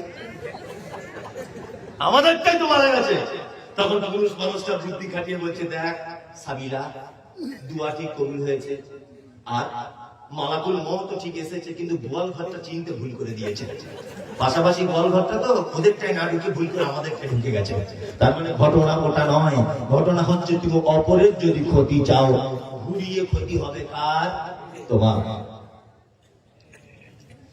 আল্লাহ নবী সাল্লাল্লাহু আলাইহি ওয়াসাল্লাম তিনি বলছেন, ওমান কানা ইউমিনু বিল্লাহি ওয়াল ইয়াউমিল আখির ফালিউজি জারাহু। ওই লোক আল্লাহকে বিশ্বাস করে না, ও কিয়ামতকে বিশ্বাস করে না, কেছে যে তার প্রতিবেশীর সঙ্গে অসৎ ব্যবহার করে। বিনীত অনুরোধ বর্তমানের নারী এবং পুরুষের কাছে, প্রতিবেশীর সঙ্গে কখনো যেন কটু কথা দিয়ে ঝামেলা বাজিয়ে দিবেন না। মুহাম্মদ সাল্লাল্লাহু আলাইহি ওয়াসাল্লাম তারপর আবার বলছেন, ফালিয়াকুল খাইরান আও লাম ইয়াসমুত। শোনো, জবান যার আছে মিষ্টি কথা বলো, অথবা তুমি চুপ থাকো, খারাপ কথা বলো না। ইনশাআল্লাহ আমরা এই দুটো আগের এবং এই হাদিসটা মেনে চলবো ইনশাআল্লাহ। ইনশাআল্লাহ। তাহলে নবীর প্রতি যে ভালোবাসা আপনার আছে বা আপনি যে ভালোবাসেন তার প্রমাণ হবে।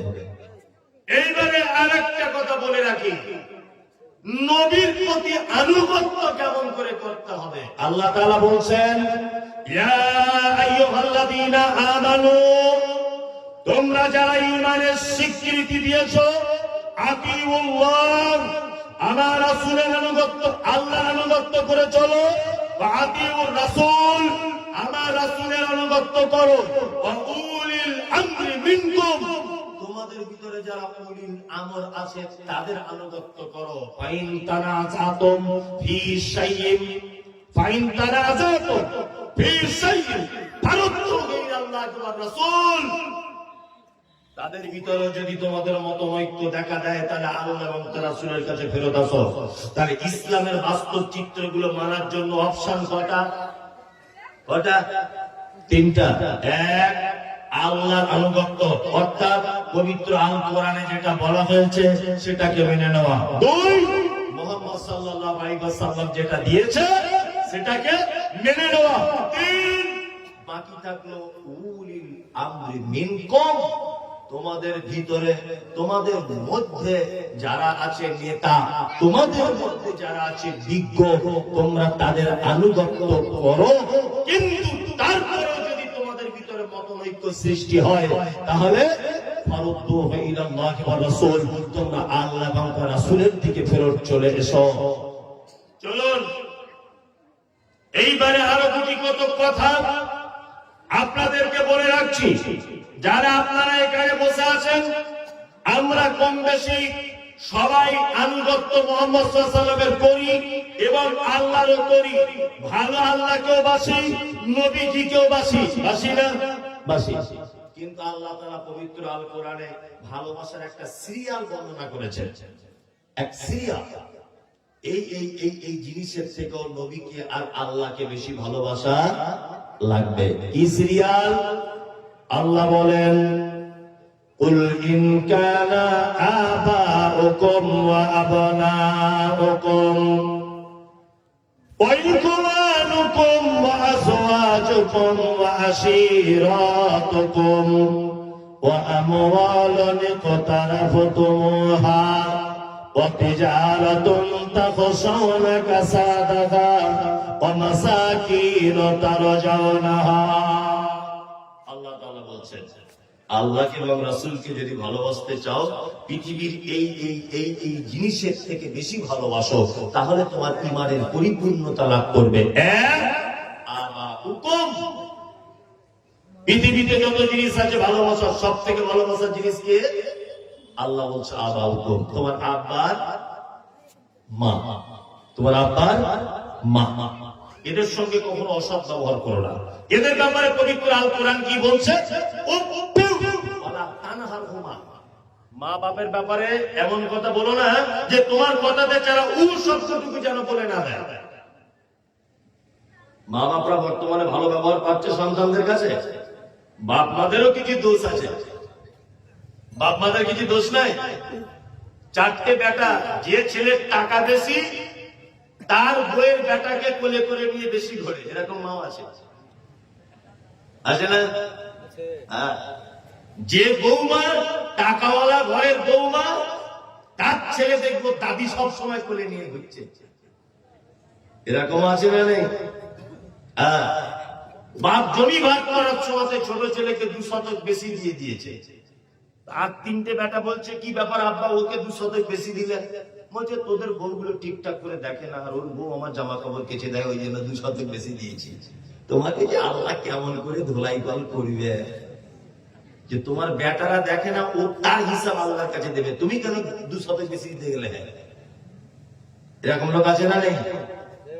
আচ্ছা, পৃথিবীতে জীবিত কোন জাহান্নামী লোককে যদি দেখতে চান, যে লোকটা বেঁচে আছে অথচ লোকটা জাহান্নামী লোক, তাহলে আমি তো বলবো ওই লোকটা জীবিত জাহান্নামী লোক, যে লোকটা তার মিরাজ থেকে তার বেটা বেটিদেরকে বঞ্চিত করেছে। কম বেশি করেন অনেক লোক আছে না নেই? অনেক লোক আছে হজ করার আগে বেটা বেটিদের ডেকে বলছে, মা আর বাপ জমি জায়গা সব ভাগ করে দিচ্ছি, তোদের ভালো করে বুঝে নে। ওই রাস্তার ধারে 3টে দোকান আছে, তোরা 3 ভাই নে, আর ওই বিলের পানি জমে থাকে, ওই জমিগুলো তোরা 3 গুণে নিয়ে নে। এরকম হাজি সাহেব আছে, এরকম লোক আছে জমি ভাগ করছে। এরকম জমি ভাগ করার এই চিটিংবাজি নিয়ম তোমার কে বললো? কে বললো এটা? কে তোমাকে বললো যে দোকান 3টে বেটা পাবে আর বেটিরা পানি জমে থাকা জমি পাবে? অনেক লোক আছে বোন জমি বিক্রি করে নিয়ে গেছে বলে বোনের সঙ্গে সম্পর্ক নেই। আছে না অনেক এরকম? ঠিক করেছে, জমি বিক্রি করেছে, ঠিক করেছে, ওর বাপের সম্পত্তি পাবে না। অনেক লোক আছে, অনেক লোক আছে বাজারে, তারা কি করছে না, তারা শ্বশুর বাড়ির জমি বিক্রি করে একটা মোটরসাইকেল চেপে ঘুরছে, তা পাড়ার লোক বলছে, দেখ কত বদমাশ লোক, শ্বশুর বাড়ির জমি বিক্রি করেছে, ঠিক করে শ্বশুর বাড়ির জমি বিক্রি করেছে। ওর স্ত্রী তো পাবে বাপের সম্পত্তি, পাবে না? আর একটা গোপন কথা বলে রাখছি, শুনে রেখে দেন, আমাদের বাপেরা এবং ভাইয়েরা শুধুমাত্র গুণেদের জমির ভাগটা তবু দেয়, আর অন্য জিনিসের ভাগ দেয় না। দেয়? তোমার বাপ ব্যবসা যেটা করে রেখেছে, ওই ব্যবসার ভাগ তোমার বোনেরা পাবে। তোমার বাপের টাকা ছিল 3 লাখ ব্যাংকে, ওই টাকারও ভাগ তোমার বোন পাবে। কি বললাম বুঝলেন? তোমার মায়ের কানের সোনা ছিল, তোমার বউরা যেমন ভাগ পাবে সেটা কেটে, তোমার বোনেরাও তেমন কানের সোনার ভাগ পাবে। শুধু জমিগুলো ভাগ করে দিলে আর ব্যাংক ব্যালেন্স গুলো 3 ভাই 3 লাখ টাকা ছেড়ে দিলে, ও তোমার হজের 12:30 বেজে গেছে। এগুলো কাছে না নেই?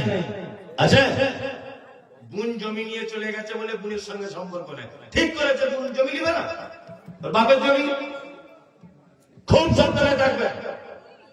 তারপরে আপনাকে আরেকটা কথা বলে দিচ্ছি, সেটা হচ্ছে এই, তোমার আব্বা যদি তোমার 1 শতক জমি যদি না দেয়, সব জমি যদি তোমার বড় ভাইকে লিখে দেয়, তবুও তুমি তোমার আব্বা মায়ের সঙ্গে উঠেও আলা তানহার হুমা, এমন কথা বলে দিও না যে তোমার মা তোমার আব্বা উসুটুকু বলে দেয়।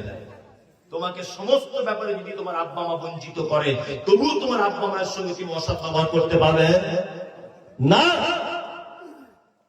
আল্লাহ তাআলা তারপরে বলছেন, ওয়াবানাউকুম, পৃথিবীতে দ্বিতীয় ভালোবাসার জিনিস হচ্ছে তোমার বেটা।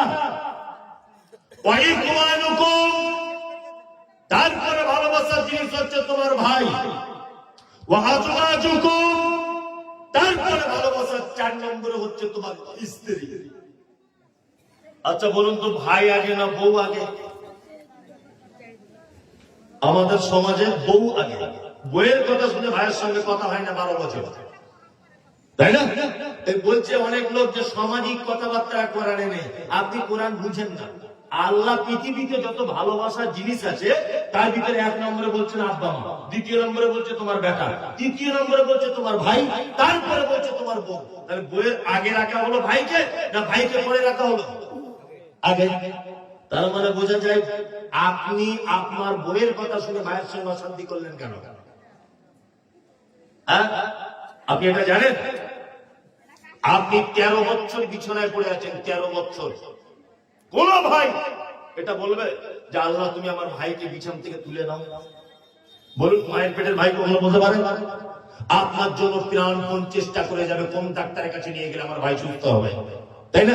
আপনি 3 বছর বিছানায় পড়ে থাকুন, আপনার বিবাহিত স্ত্রী আপনার বউ দেখবেন আর রাতের বেলা ওই শরীফুলের সাথে কটলাইন তুলে দিয়েছে, দিয়ে বলছে ওকে শুধু একবার মরতে দাও, আমি তোমারই হয়ে যাবো। ঘটনা ঘটছে কি ঘটছে না? তার মানে তোমার স্ত্রী তোমার টাকা যতক্ষণ ততক্ষণ ভালোবাসবে, তোমার স্ত্রী তোমার আভিজাত্য যতক্ষণ ততক্ষণ তোমার কাছে থাকবে, তোমার স্ত্রী তোমার রূপ যৌবন যতক্ষণ ততক্ষণ তোমার কাছে থাকবে। কিন্তু তোমার ভাই মৃত্যুর পরে পর্যন্ত তোমাকে কবর দেওয়ার পরেও চোখের পানি দিয়ে প্রমাণ করবে সত্যি তুমি আমার ভাই ছিলে। যারা ভাইয়ের কথা বইয়ের কথা শুনে ভাইয়ের সঙ্গে মারামারি করে এরা ভেড়া ছাড়া আর কিছু না। কারণ আল্লাহ বলেছেন তোমার বইয়ের থেকে তোমার ভাই আগে। চলুন আল্লাহ 4 নম্বরে বলছে স্ত্রীকে ভালোবাসতে হবে। স্ত্রীকে আমরা ভালোবাসি, বাসি না? সবাই বাসি। একটা চমৎকার হাদিস আপনাকে বলে দিই। আল্লাহ নবী আর আয়েশা সিদ্দিকা রাদিয়াল্লাহু তাআলা আনহার কি প্রেম ছিল। আম্মা জান আয়েশা বলেন, যে গেলাসে আমি পানি পান করিতাম, পান করা হয়ে গেলে নবীকে দিতাম। দেখিতাম আমিও গো নিজ নয়নেতে ওখানে মুখ লাগায়া নবী পান করিতেন। গোস্ত খেয়ে হাড্ডি গুলো ফেলিয়া দিতাম, চুষে চুষে খেত নবী চোখেতে দেখিতাম। আম্মা জান আয়েশা বলছেন, আল্লাহর নবী আমাকে এত ভালোবাসতেন, এত প্রেম করতেন, এত মহব্বত করতেন, আমি গিলাসে যে জায়গাটায় মুখ লাগিয়ে পানি পান করেছি আল্লাহর নবীকে দেখেছি ওই জায়গাটায় মুখ লাগিয়ে নবী আমার তিনি দ্বিতীয়বার পানি পান করেছে। এত প্রেম। আম্মা জান আয়েশা বলছেন, গোস্ত খেয়ে হাড্ডি গুলো ফেলিয়া দিতাম, চুষে চুষে খেত নবী চোখেতে দেখিতাম। আম্মা জান আয়েশা বলছেন, আমি গোস্ত খেয়ে দস্তরখানে ফেলে দিয়েছি, আল্লাহ নবীকে দেখেছি ওই হাড্ডিটা আমার মুখের ভিতরে দিয়ে রস পার করে চিবিয়ে চিবিয়ে খেতে। এত প্রেম ছিল স্বামী স্ত্রী। বর্তমানে আছে আপনার বউ আপনার আঁটু খায়, তা হারাম খোর যে বিড়ি টানছে সারাদিন ওর মুখের যা গন্ধ আছে না নেই, সারাদিন বিড়ি টানছে, ওর বউ যে ওর কাছে থাকে এটাই ওর কপাল ভালো। ঠিক বলছি না? মেয়ে ছেলেগুলো বলছে ঠিক। এই তুমি জেদ করে ব্লাউজ কিনতে পারো, তুমি জেদ করে সায়া কিনতে পারো, জেদ করে মায়ের বাড়ি যেতে পারো, জেদ করে বহরমপুরে কেনাকাটা করতে যেতে পারো, আর জেদ করে বিড়ি ছাড়াতে পারো না? যে তুমি যদি বিড়ি না ছাড়ো তাহলে 15 দিনের জন্য গেলাম মায়ের বাড়ি, আর আসবো না। মেয়েদের ধৈর্য আছে বলতে হবে সত্যি। এই ওই দুর্গন্ধ মুখের সাথে কি করে যে থাকে না আমি ভেবে পাই না। এত গন্ধ, আল্লাহ আকবার। যারা বিড়ি টানে বাসে ট্রেনে উঠলেও তাদের পাশে দাঁড়াতে গা ঘিন ঘিন করে, বলে না? বলুন সত্যি ওদের কপাল পোড়া বলি আপনার সাথে থাকে, তাছাড়া থাকতে হবে, তাই না? যাই হোক, আল্লাহ সুবহানাহু ওয়া তাআলা বলছেন, আজওয়াজুকুম তোমার বউ তোমার নিয়ামত, ওয়া আশিরাতুকুম তোমার নিকট আত্মীয় হলো তোমার নিয়ামত, ওয়া আমওয়ালুন ইকতারাফতুমুহা তোমার উপার্জিত সম্পদ হলো তোমার ভালোবাসার জিনিস, ওয়া তিজারাতুন তাকশাউনা কাসাদাহা আর তোমার ব্যবসা এটা তোমার মহব্বতের জিনিস, তুমি 20 তলা বিল্ডিং বাড়ি করেছো এটা তোমার মহব্বতের জিনিস।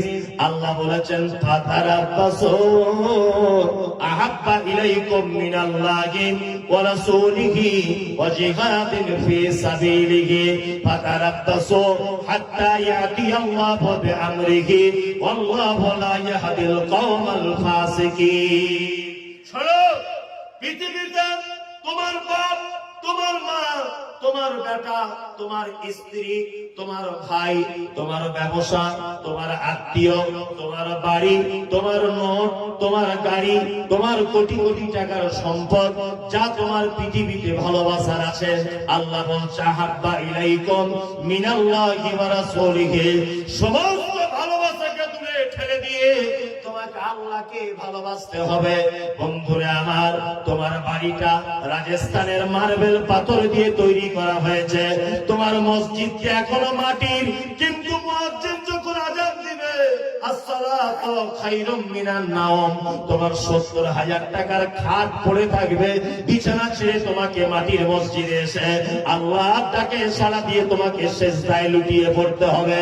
বন্ধুরে আমার, তোমার ব্যবসা খরিদ্দার 10 জন দাঁড়িয়ে আছে, তারপরেও আজান দিয়ে দিল মসজিদে হাইয়া আলাস সালাত, তুমি সঙ্গে সঙ্গে দোকানের তালা লাগিয়ে দিয়ে বলো কাস্টমার ভাই তুমি চলে যাও বা থাকো সেটা তোমার ব্যাপার, আমার রব আমাকে মসজিদে ডেকেছে, 1 মিনিটের জন্য আমাকে আর দেরি করা যাবে না, আপনাকে মসজিদে চলে আসতে হবে। আল্লাহ বলেছে তোর বেটা, তোর বেটি, তোর উপার্জিত সম্পদ, তোর বিল্ডিং মালাখানা যতই মহব্বতের জিনিস আছে, আহাব্বা ইলাইকুম মিনাল্লাহি ওয়া রাসূলিহি, আল্লাহ এবং তার রাসূলের থেকে বেশি ভালোবাসতে পাবি না। আর যদি বেশি ভালোবেসে দিস ফাতারাব্বাসু, তাহলে তুমি অপেক্ষা করবে, হাত্তা ইয়াতি আল্লাহু বিআমরিহি, আমার হুকুমে তোমার উপরে আযাব চলে আসবে, আমার হুকুমে আযাব চলে আসবে। তার মানে টাকা পয়সা, বিল্ডিং, বালাখানা, অনেক লোক আছে না বলছে বেটার ভবিষ্যৎ করছে, বলে না, বলে বলে বলে বেটার ভবিষ্যৎ করছে। কিসের বেটার ভবিষ্যৎ? আব্বা মারা গেছে 20 বছর আগে, বেটা কোনদিন বাপের কবরের সামনে গিয়ে বলে না রব্বির হামহুমা কামা রাব্বায়ানি সাগীরা, আল্লাহ তুমি আমার আব্বাকে একটু ক্ষমা করে দাও, তুমি বড় ক্ষমাশীল। কি বললাম বুঝলেন না? বেটারটাই ভাই না। আপনি এখনো বেটার ভবিষ্যৎ করছেন, এখনো মসজিদে আসছেন না, এখনো আপনার দাঁড়িয়ে রাখার টাইম হয়নি, এখন আপনার ভালো কাজ করার টাইম হয়নি, আর কবে ভালো কাজ করবেন? জি জি, আকাশের আবহাওয়া খারাপ, হালকা হালকা মানে হাওয়া দিচ্ছে, ঠান্ডা খুব বেশি, রাত্রি এখন 12টা বাজে, বললাম বুঝলেন, রাত্রি 12টা বাজে। মায়েরা যারা বসে আছেন আপনারা কথা বলিয়েন না, আসলে যার ঘরে আছে সেই বুঝতে পারছে। ও যদি জলসা শুনতে এসেছিলাম কি করে, তাহলে 4 দেওয়ালের মাঝখানে তার পুরুষ মানুষটাকে কি করে? মানে আপনার ব্যবহার, আপনার পরিচয়, আপনি এখানে কথা বলছেন মানে আপনি ভালো ঘরের মেয়ে নয়, ভালো লোকের বউ আপনি নয়। আপনি এখানে কথা বলছেন না, আপনার গলার আওয়াজ আসছে দিকে। যারা এখানে বসে আছেন বিনীত অনুরোধ, পৃথিবী ক্ষণস্থায়ী একটা জায়গা, কি বললাম বুঝলেন? এটা ছেড়ে সবাইকে চলে যেতে হবে, হবে না? চলে যেতে হবে, পৃথিবীতে কেউ বাঁচতে পারেনি।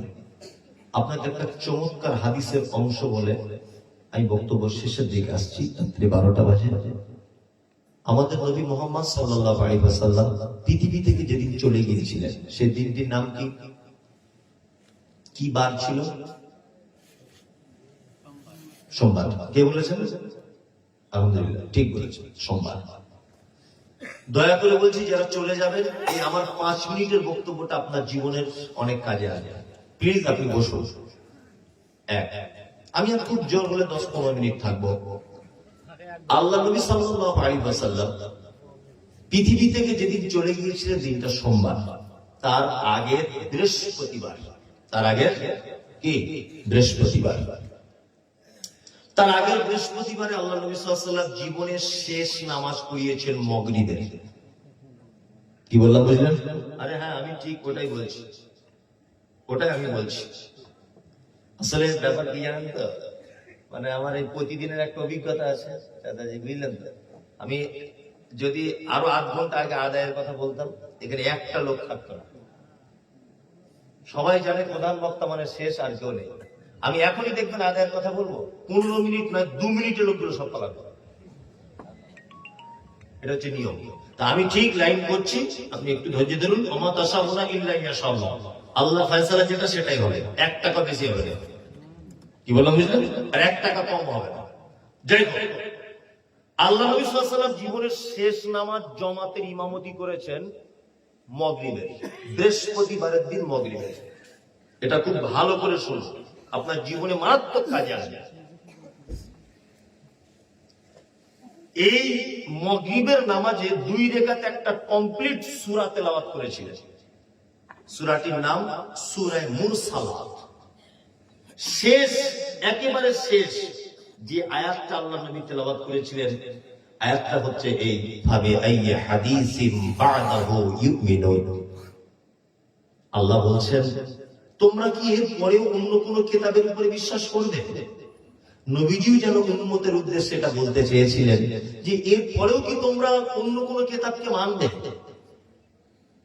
আল্লাহ নবী সাল্লাল্লাহু আলাইহি ওয়াসাল্লাম মাগরিবের নামাজ পড়ে বাড়ি চলে এলেন। এশার আযান দিচ্ছেন হযরত বেলাল, হাইয়া আলাস সালাম। আল্লাহ নবী আয়েশাকে বলছেন, আয়েশা আয়েশা একটু পানি দাও তো, ওযু করি। আল্লাহ রাসূল ওযু কমপ্লিট করলেন। ওযু করা শেষ, আল্লাহ রাসূল অজ্ঞান হয়ে পড়ে গেলেন, বেহুশ হয়ে গেলেন। আম্মা জান আয়েশা তাড়াতাড়ি করে ধরে তুললেন। আবার একটু পরে হুঁশ চলে এলো। আল্লাহ নবী আবার বললেন, আয়েশা আয়েশা ওযুর পানি দাও। আবার ওযু করলেন, আবার অজ্ঞান হয়ে গেলেন। আবার হুঁশ চলে এলো। আবার বলছে, আয়েশা আয়েশা একটু পানি দাও। আয়েশা পানি দিলেন। আল্লাহ নবী সাল্লাল্লাহু আলাইহি ওয়াসাল্লাম ওযু করলেন।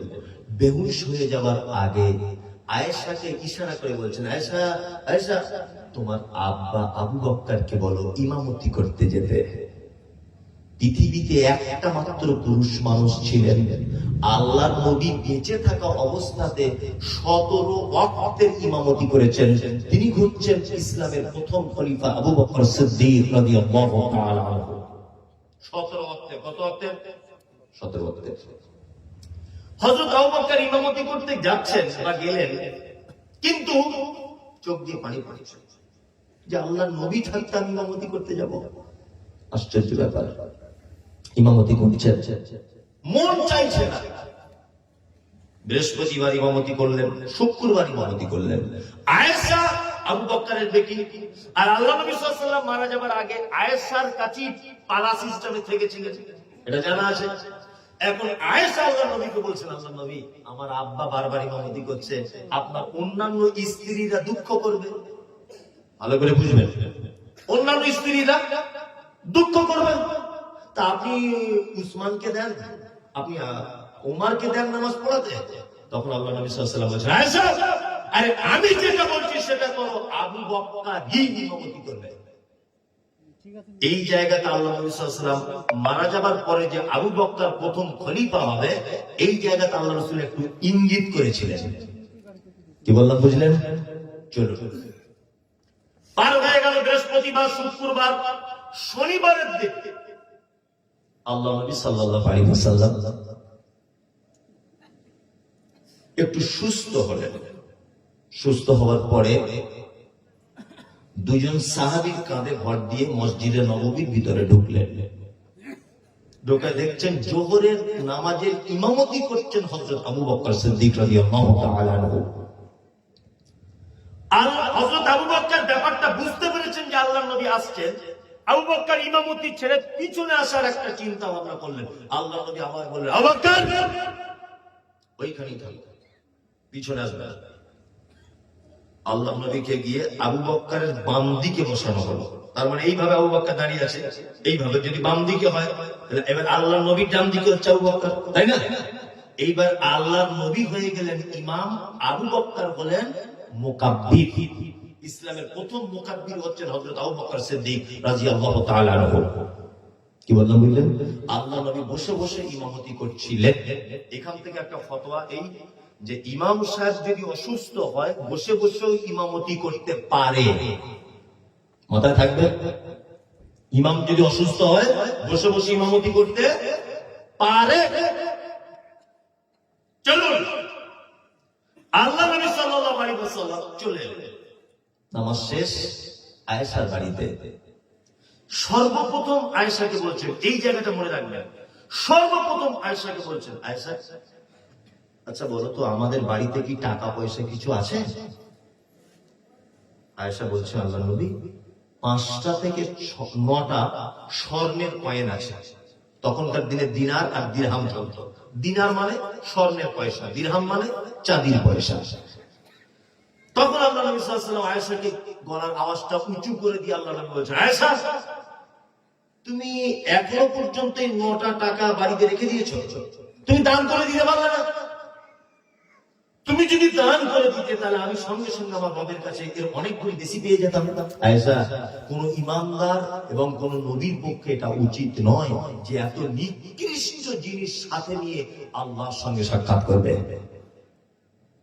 তার মানে আল্লাহ নবী সাল্লাল্লাহু আলাইহি ওয়াসাল্লাম বলছেন, একটা মানুষ যে সম্পদ রেখে মারা যায় এটা একটা নিকৃষ্ট সম্পদ। একটা মানুষ যে সম্পদটা আল্লাহ রাস্তায় দান করে দিয়ে মারা যায় এটা হচ্ছে উৎকৃষ্ট সম্পদ। কি বললাম বুঝলেন? আপনি ভাবছেন আমার বেটা দান করবে, সব সম্পদ রেখে যাচ্ছে, কোনো দিন নয়। আপনার বেটার আশা করবেন না। আপনি এখন যেটা করে যাবেন এটাই আপনার আখিরাতে পরকালে কাজ করবে। এটা মাদ্রাসার আদায়ের জলসা, বুঝলেন? কমিটির লোক বারবার করছে, আমাকে চিঠি দিচ্ছে আর যে লিখিত আকারে। তা যারা এখানে যে পরিস্থিতিতে বসে আছেন, আপনাদের কাছে আমার অনুরোধ যে আপনারা, আমি বেশি আদায়কারী বক্তাও নয়, যে আপনারা যারা আছেন এখানে, আমি বেশি টাকা 10,000 চাইবো না, 20,000 চাইবো না। আপনারা 1,000 করে 20টা লোক দেন, তাহলে 20,000 টাকা হয়ে যাবে। আপনার আব্বা মায়ের জন্য দেন, আত্মীয় স্বজনের জন্য দেন, 1,000 টাকা করে দেন।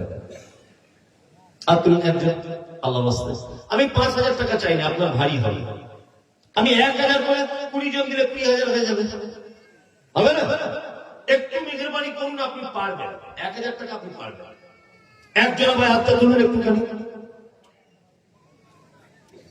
কে? ওই একজন হাত তুলেছে, 2 জন।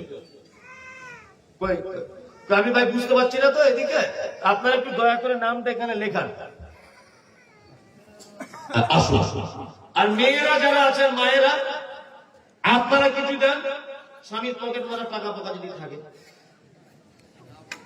স্বামীর পকেট মারা যায়, এতে পাপ নেই, তবে হিসাব করে মারবেন, তাছাড়া পিঠের চামড়া থাকবে না। 2,000 রেখেছে, আপনি 20 টাকা ঝেড়ে দিতে পারেন, এতে পাপও নেই, কিছু নেই। যদি 500 টাকা নিয়ে নেন তাহলে পিঠের চামড়া উঠে যাবে। কত দিবেন আপনি?